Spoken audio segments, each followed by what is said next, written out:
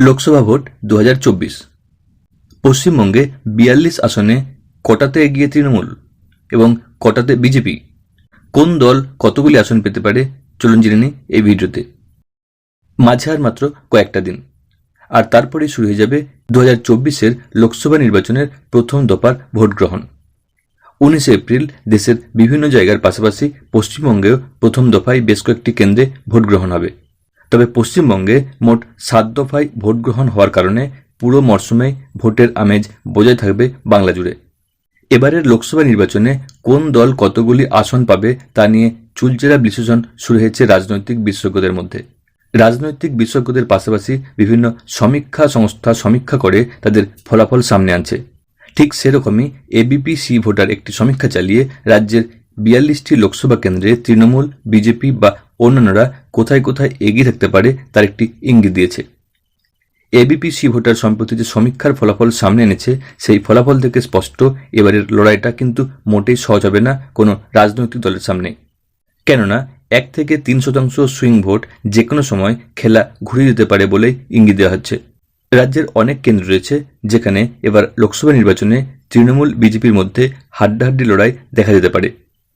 এবারের লোকসভায় বেশ কিছু কেন্দ্রে যেভাবে লড়াই দেখা যাবে বলে আশা করা যাচ্ছে তা ভাবনার থেকেও বেশি বলে মনে করছেন অনেকেই। এবারের সমীক্ষা অনুযায়ী রাজ্যের শাসক দল তৃণমূল জয়লাভ করতে পারে 20টি আসনে, অন্যদিকে বিজেপি জয়লাভ করতে পারে 20টি আসনে, কংগ্রেস এবার জয়লাভ করতে পারে 2টি আসনে। যদি এই সমীক্ষার ফলাফল বাস্তবে রূপ পায় তাহলে রাজ্যের শাসক দল হিসেবে তৃণমূলকে চরম বেগ পেতে হবে। কেননা গত লোকসভা নির্বাচনে তারা 22টি আসনে জয়লাভ করেছিল, এক্ষেত্রে তাদের 2টি আসন হারাতে হবে। আর বিজেপি জয়লাভ করেছিল 18টি আসনে, তাদের আসন সংখ্যা বাড়বে 2টি। আবার কংগ্রেস গত লোকসভা নির্বাচনের মতো 2টি আসনের মধ্যেই সীমাবদ্ধ থাকবে।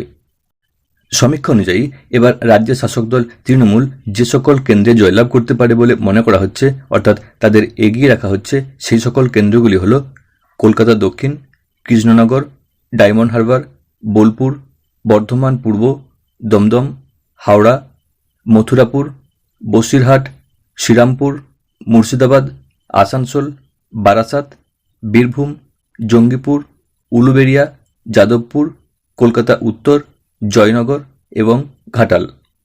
অন্যদিকে বিজেপি যে সকল কেন্দ্রে জয়লাভ করতে পারে, অর্থাৎ সমীক্ষায় তাদের এগিয়ে রাখা হয়েছে, সেই সকল কেন্দ্রগুলি হল ঝাড়গ্রাম, আলিপুরদুয়ার, কাঁথি, বনগাঁ, আরামবাগ, বিষ্ণুপুর, কোচবিহার, ব্যারাকপুর, বাঁকুড়া, রানাঘাট, বর্ধমান দুর্গাপুর, জলপাইগুড়ি, মালদা উত্তর, মেদিনীপুর, তমলুক, বালুরঘাট, রায়গঞ্জ, পুরুলিয়া, হুগলি এবং দার্জিলিং।